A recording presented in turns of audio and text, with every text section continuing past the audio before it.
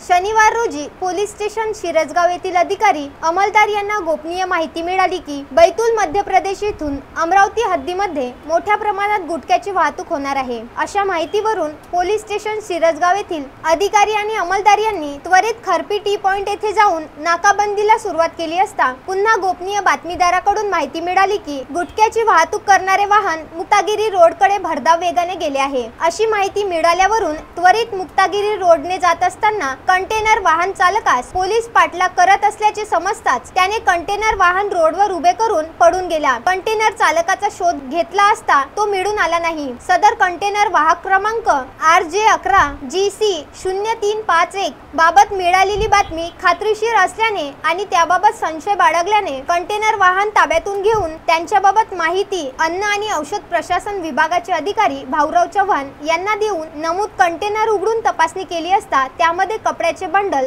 चप्पलचे box अशा मालाच्या खाली 61 पोत्यांमध्ये लपवून ठेवलेले प्रतिबंधित हॉट प्रीमियम आणि दिलबाग प्लस पान मसाला तसेच H5 आणि A+ सुगंधित तंबाखू 20,54,968 रुपये किमतीचा मिळून आला। सदरचा कंटेनर वाहन आणि प्रतिबंधित पान मसाला आणि तंबाखू असा एकूण 45,54,968 रुपयांचा मुद्देमाल जप्त करून हरी एक्सप्रेस ट्रान्सपोर्ट कंपनीचा मालक आणि कंटेनर वाहनाचा चालक याच्या विरुद्ध पोलीस स्टेशन शिरसगाव येथे भादवी कलम 188, 272, 273, 328 आणि अन्न सुरक्षा मानक कायद्यान्वये गुन्हा नोंद करण्याची प्रक्रिया सुरू आहे। सदरची कारवाई पोलीस अधीक्षक अविनाश बारगड, अप्पर पोलीस अधीक्षक शशिकांत सातव, सहाय्यक पोलीस अधीक्षक गौहर हसन, उपविभागीय पोलीस अधिकारी अतुल कुमार नवगिरे, पोलीस निरीक्षक तपन कोल्हे यांच्या मार्गदर्शनात Sanjay Vanjari, Vitthal Munde, Sudhir Raut, Pratap Oli Kshetre, Amol Nandardhane, police constable Ajay Kumbhare, police station Shirasgaon यांनी केली।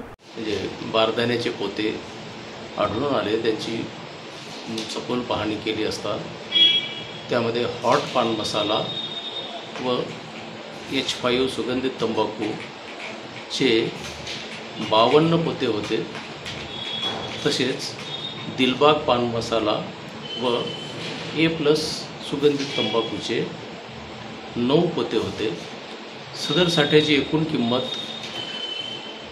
20,54,968 इतकी आहे।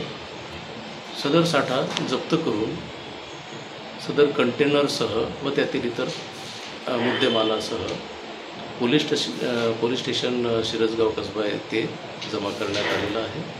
सदर साठ्यातून प्रत्येक प्रतिबंधित अन्नपदार्थाचे एक पॅकेट नमुन्याकरता विश्लेषणास प्रयोगशाळेत पाठवण्याकरता घेण्यात आलेले आहे व सदर कंटेनरमधील कागदपत्रांच्या आधारे आरोपींविरुद्ध शिरसगाव कसबा पोलीस स्टेशन येथे फिर्याद दाखल करण्यात आलेली आहे। पंकज साबूसह संदीप ढोले, विदर्भ न्यूज, शिरसगाव कसबा।